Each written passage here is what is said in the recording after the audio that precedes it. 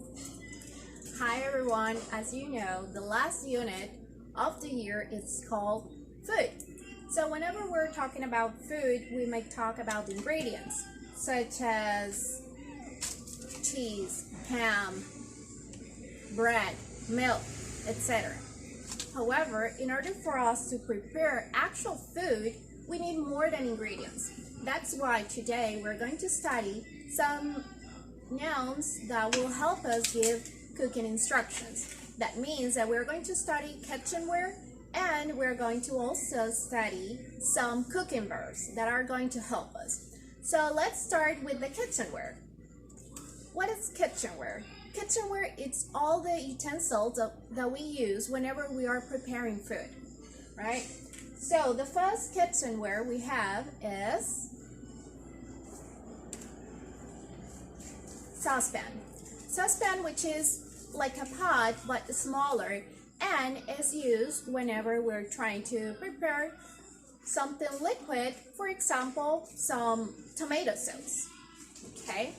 Also, we have the actual pot. The pot, it's like a general name, but this kind of pot, it's called either stew pot or stock pot. Why? Because it's the utensil that we use whenever we are actually preparing either stew or some stock. The stock is like a soup, but like it takes more time to be ready. So that is why it's called stock pot or stew pot. The next one is the frying pan. As its name says, it is used for us to actually prepare food whenever we are using oil. So that means that we are frying something. That is where the name comes from. And of course, the size may vary. We also have the wok. The wok is more commonly used whenever we are preparing Asian food, right? Like Japanese or Chinese food, or even Korean. They prefer to use the wok for cooking almost everything. For example, rice or any other type of noodles. Okay, but we also use it here, and that is the actual name, wok. Besides that, we have the grater. The grater, we normally use it whenever we're trying to get fine portions of cheese, for example, but we also can use it for other vegetables. So the name of this utensil is grater. The next one is the peeler. The peeler is an utensil that we can use whenever we are trying to remove the skin from either fruits or vegetables. The size and form may vary, but the name is always the same, peeler. We also have the rolling pin. The rolling pin can be either made of wood or plastic or any other material, and it's whenever we're trying to make something flat. We use it so we can help ourselves to prepare, for example, a pizza. We also have the bowl. The bowl can be either made of glass, plastic, or even metal.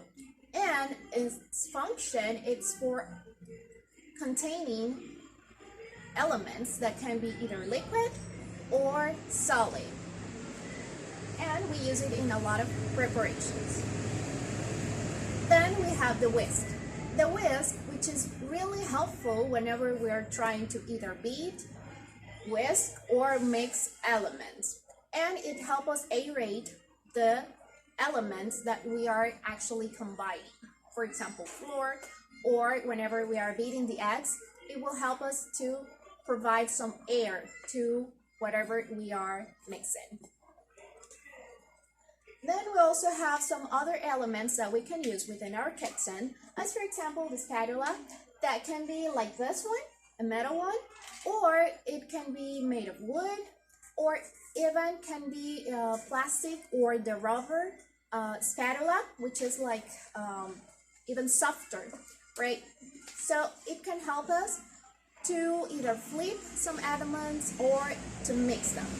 We have also the spoon. Of course, we have the regular spoon that we use whenever we are eating or whenever we are eating, for example, soup.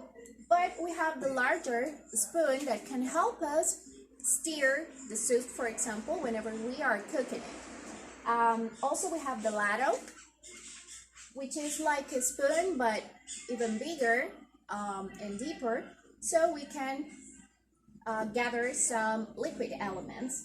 And the thumbs. Okay, so these are some elements that we can use within our kitchen. And as well, we have the wooden spoon. As I was mentioning, the spoon can be made of any material. So this one in particular is called wooden spoon because, as its name says, it's made of wood. Besides that, we have the knife. As you know, we can have different sizes of knives, so we can use them either for cutting our meat whenever we are eating it, or we can cut fish, we can cut bread, and all of them may have different functions, different sizes, different forms, but the name is always the same, knife. And for us to protect our table and for us to keep our food clean, we use also a cutting board. The cutting board that can be made as, again, from stone, wood, plastic, or any other material, but the name is always the same. We have also the pizza slicer. A pizza slicer, we have different forms. We can have a creative form like this one, which remains a bicycle, or we can have the regular one, which is just a disc with a handle. And we use it specifically for cutting pizza in an easier way, of course. Then we have the cutlery.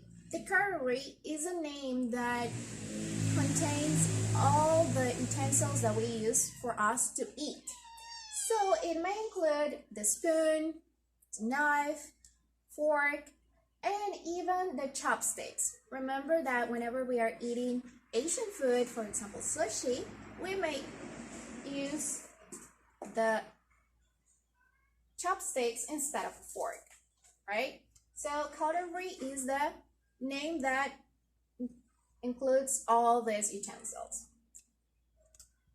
Then we have colander. Colander, which is an element that may have different forms, let's say, or different shapes, but it's basically something similar to a bowl, but with holes that would allow us to separate liquid from solids. So we can use it whenever we are washing our vegetables, whenever we're washing our fruit, or we're just trying to remove the water from the pasta. Something similar to a colander is a sifter, but a sifter is an element or an utensil with a mesh that has very, very fine holes, and it would help us for us to remove any particles that we don't want, or to remove any lumps. So whenever we are, for example, working with flour, we need a sifter because a colander is not going to be any help. So that's why we prefer the sifter, which is similar but with very, very fine holes. Something that is similar to a sifter and a colander is also a strainer. The strainer will help us also to remove particles or to remove water from our elements. But in this case, the holes of a strainer are bigger than a sifter, but not as big as the ones from a colander. So this is like in between. Then we have some electric appliances that we can use within our kitchen. So the first one would be the blender. Like, I think that almost everyone may have one in our houses. So we can mix some elements, but also we are processing them in a way that we can soften their texture. Besides the blender, we have the mixer. So the mixer will just combine two different elements. For example, we can combine flour with butter, and milk whenever we are preparing a delicious cake. Besides the mixer, we have the kettle. The kettle is going to help us to heat or even boil water. So this one, it's going to have almost the same function as a pot, as a saucepan. However, we use it just for liquids and not exactly for cooking or preparing food, but rather just to heat or boil water. Besides that, we have the ovens. Remember that we may have different types of ovens, so we have one that is very common and it's very useful whenever we are trying to heat our food, a food that is already prepared, of course, the microwave. The microwave oven, which is this one, right? It's different to a regular oven, like a convention oven, because we are not using fire to produce heat, but we are actually using microwaves, right? And then we have the regular oven that can be working either with gas or can work also with electricity, and that can help us bake or roast, right? Then we move to the cooking verbs. The cooking verbs are the actions that will help us explain the different processes that we go through whenever we are preparing food. So we may separate the cooking verbs into different categories. So the first one is whenever we are using heat, either fire or any other heat source. The first one we have is to bake. As we discussed before, we may use an oven whenever we're trying to prepare a cake or a pie. So to bake is actually to cook something by means of heating the preparation, but we're not using anything additional such as oil or water. Then we also have to boil. So whenever we are boiling something, we are heating a liquid that can be either water, milk, or any other juice, right? And we are heating it until it produces bubbles. So it reaches certain temperature that start producing bubbles. So we can either boil the liquid itself, or we can include any fruit or vegetable or meat in a boiling liquid, and we also call it boil. Then also another preparation that can be made within an oven is to broil. But usually broil includes a higher temperature than baking. So we have broil, and then we have to melt. To melt is to actually turn something solid into a liquid by means of heat. So for example, we can melt butter, right? Whenever we're trying to make some preparations, it is required for us to melt first the butter, and then we add it to the mixture. So this is to melt, right? We have to grill. Who doesn't love grilled meat, right? Grilled meat, it's whenever we are actually using a grill, right? This element is also called grill. So grill can be either the noun or can be a verb. So whenever we are preparing food, either vegetables or meat or anything else within a grill, it's to grill. Then we have to roast, right?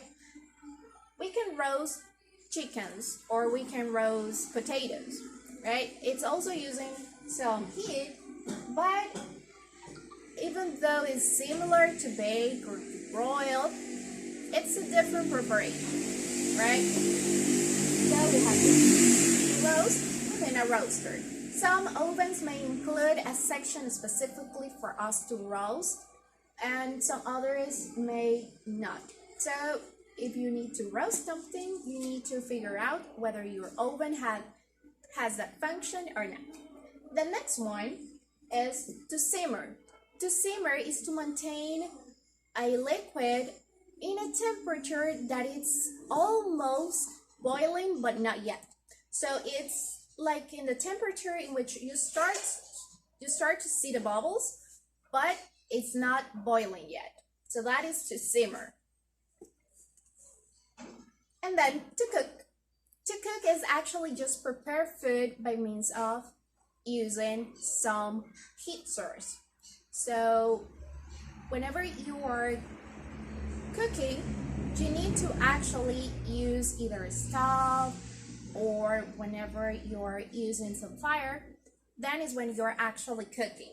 If you're just combining things without using heat, then you're just preparing some food, but you're not cooking it. Then we have to stir fry. To stir fry, it's very similar, very common, when you are actually preparing Asian food. And is to actually do this, which is similar to saute, right? So whenever you are raising the wok, and then you are moving the food inside. To fry. What is to fry? To fry is to cook the food by using oil. So you're mixing the food with your oil, and then is how you obtain something fried. We have to steam.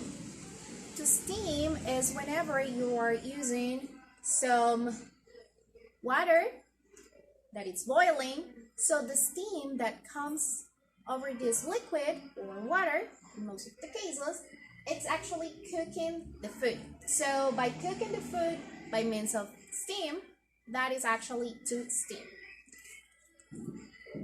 Then, whenever you're using a microwave oven, the action of putting the food inside so it can get heat, it's actually to microwave. So to microwave is actually a verb that you can use as well. The next one is to heat.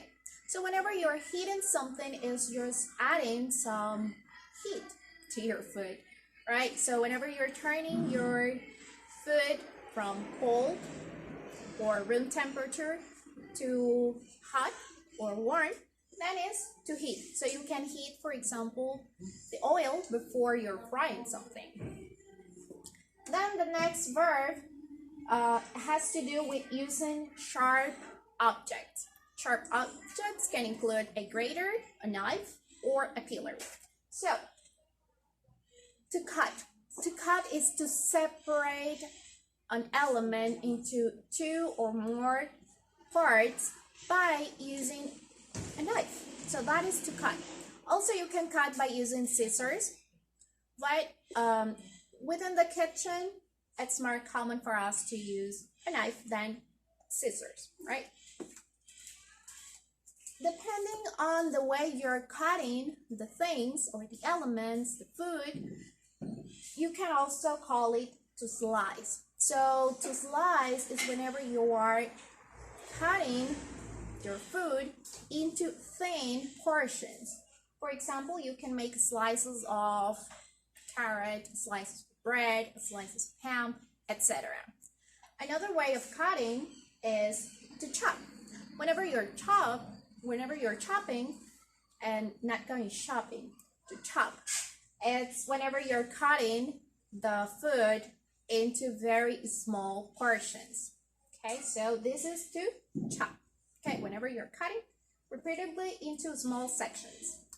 Another way of cutting is to dice. Dice is whenever you're making like a cube. So when you are cutting your food into small cubes, this is to dice. Then we have to peel. To peel, which is just removing the skin of fruits or vegetables by using either a peeler or a knife. This is to peel, and then we have to grate. Remember, the name of this object is grater. So the action is to grate. For example, we can grate some cheese or some vegetables. whenever we are using either a spoon, spatula, or fork, or whisk, we have some other verbs that can become really helpful when explaining a process or a recipe.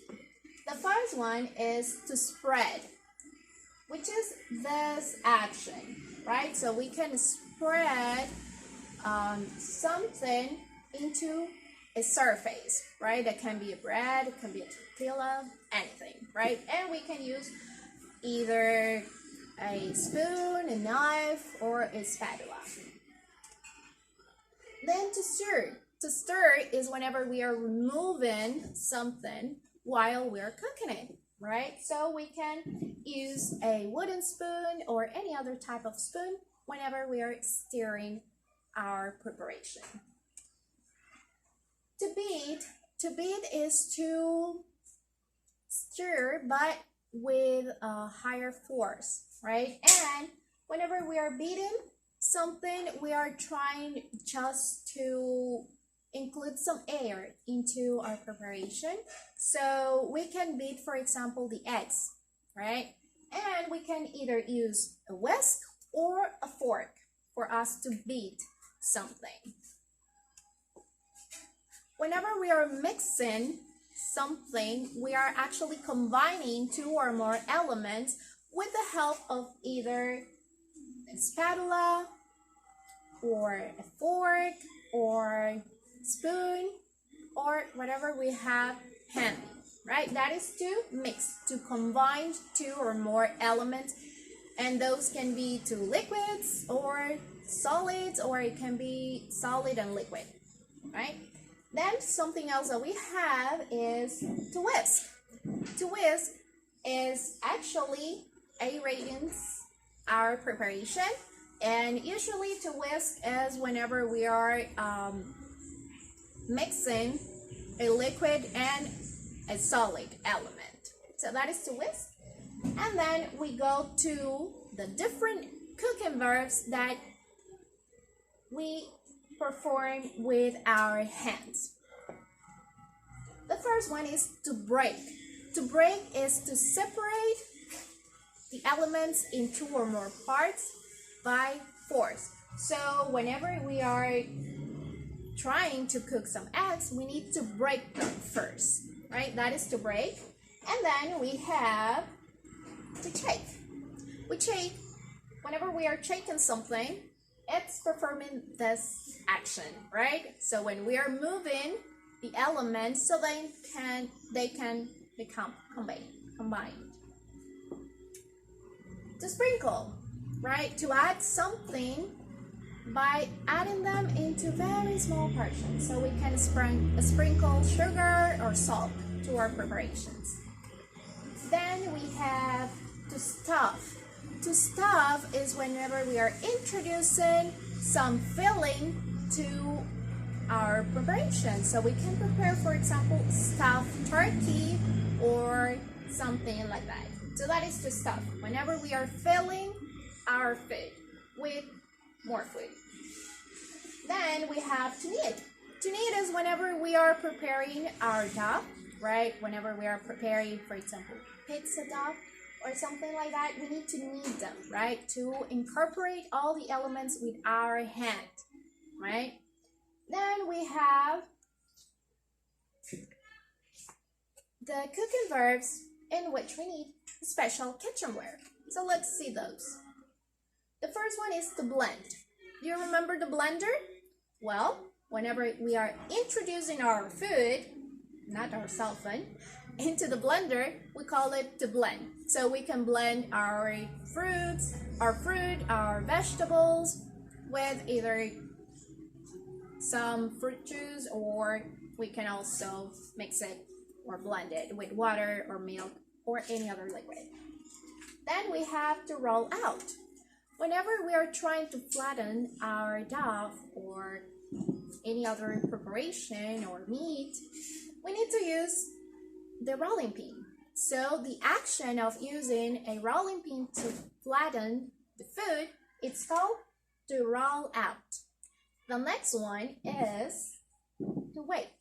To weigh is whenever we need to know how much elements we are including. So we are measuring them, and we can either use a scale or a weighing machine. Then we have to sift. Whenever we are using a sifter to separate some small particles or to eliminate the lumps, that action of passing one element through the sifter is called to sift. Then to strain or to drain is whenever we are using either a colander or a strainer to remove the water from the rest of solid elements. For example, after washing our fruit or after washing our vegetables or after cooking our pasta, we need to strain or drain them, right? So we can eliminate all the liquids. Then we have other cooking verbs, right, that do not require a special kitchenware. For example, we have to add. To add is just to integrate two or more elements into one single preparation. Then we have to pour. To pour, which is whenever we are integrating a liquid, right? So we can pour some water, we can pour some milk, we can pour Coke, anything that is liquid. And we have to serve. Once we have finished cooking or preparing a delicious food, we just serve it, right? Whenever we are giving the food to the people that we will actually eat it, that is to serve. As well, we have to dip, which is whenever we have dip and we are introducing our food into that. It can be a sauce or it can be some cheese, right? So to dip. And then we have to soak, which is whenever we are letting some elements, for example seeds, into water, right? We're not cooking them, we're just letting them sit into water. The next one is to thicken. To thicken is used whenever we are preparing some sauces, right? And we are actually adding something so it can have a thicker texture, right? So this is to thicken, right? So instead of being so liquid, it can become a little bit more solid. And then to wash is whenever we are removing any dirt or whenever we want to make something clean by adding water, and we can sometimes include some soap. All right? And then besides kitchenware, besides cooking verbs, we need to also include some containers and amounts so we can finish talking about our food. So let's see the containers that we have here. We have a mug, which is similar to a cup, but it's a little bit bigger and it helps us to take hot drinks, right? We have cups, we have glass, right? Remember, the glass can be this one or the one that we use to drink some wine. Then the jug, we have jars, we have the thin or the tin can, depending on the place you are. If you're in the United States, you need to mention tin can, but if you're in Europe, you can just say tin and they will understand. Then we have the regular can, right? Not necessarily made of tin. We have bottles that can come in any size or in any shape. Then we have a package, we have a carton, a liter, we have bags, right? And then a dozen is when we have 12 elements of the same thing. For example, in other countries such as the United States, it's really common for us to buy the eggs by dozen. We have also the tubes, which are cylinders made either of metal or plastic. Here in our country, we usually have the toothpaste coming into tubes, But in Europe, for example, we have also some food coming into tubes, as for example, mayonnaise. Other containers are a spray can and the spray bottle. We have as well the loaf, which is a measure that we use for bread. The slice, which is a thin portion of something that can be, for example, a slice of bread, a slice of ham, or a slice of pizza. We have a bar that can be either a bar of soap or it can be also a bar of chocolate, right? We can say chocolate bar or a candy bar. We have a piece which is a portion without any specific shape, and we can talk about pieces of meat or pieces of cheese. The tub, which is a container that is usually made of plastic that can help us contain some elements that can be either liquid or solid. For example, yogurt can come into tubs. Pack, which is similar to a package but in a smaller size, right? A bunch, which is actually whenever we gather or we fasten together a number of things, right? Which are usually of the same kind, as for example, a bunch of grapes, right? It's something that we can hold together. We have a bowl, which is a kind of dish that we use specifically for liquids such as soups or stew. And also we have the kilo, which is a unit of measure that we can use for weighing. Um, we can also have the pounds for weighing, right? Remember that a kilo is 2.2 pounds. We have as well a box, a tray, which is a flat thing that we can use to carry some food. Then we have the rolls, the six pack, which is a group of 6 elements of the same kind. We have the blister pack, which is usually used for medicine, right? For pills, for example. Then we have a package, which is something that we send to others. And a package can have the shape of either a box or can be either just a big envelope. And last but not least, we have the basket, which can be just the unit of measure or the element. So we can measure, for example, strawberries by baskets. So we can ask for 1 or 2 baskets of strawberries. Alright, well, that's all for today. Thank you very much for watching. Remember to complete the guide so you can put your knowledge into practice. Have a wonderful day, and I'll see you later, guys. Bye!